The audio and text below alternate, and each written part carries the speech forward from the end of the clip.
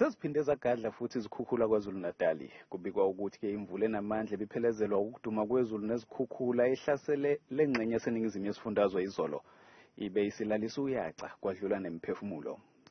The most affected area is this one that we are in, but also the Market Beach Promenade was also affected, and some few residential houses were also affected. They flooded.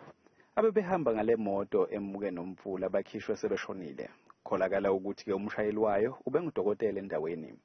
Njoba silana sikhuluma nje sekuqinisekisiwe imphefumulo emihlanu elahlekile kule ndlela eyenzeke la eMagidi nalapha eRinkonyeni.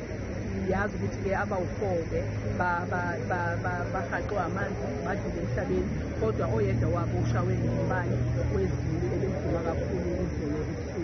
Mhlana lo mbiko kwamanje umntwana ushilusena ngoba sihlwane ngabo8 wahamba wolala wathi uzwile ukuthi kunomonakalo wenzakala eminyango but wasaba ukungivusa, so angazange ukuthi kahle wenzaka. Kodwa mangiphaphama ngabo3 kanje ekseni ke sengibuka la eSasoli ukuthi bekumnyama, kodwa bengibona ukuthi ayibona ngathi kumnyama ukusukela la eSasoli futhi umonakalo ukhona owenzekile.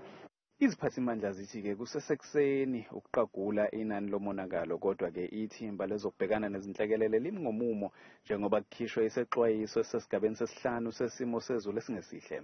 Imiphakathi igqugquzelwa ukuba-ke ingasondeli ngasemhosheni kanye nasezindaweni eziyingozi. Ezindabeni zethu ku-Channel 163 olethelwa yiNewsroom Africa, nginguNtando Mnyandu eMagate eningizimu yesifundazwe KwaZulu-Natali.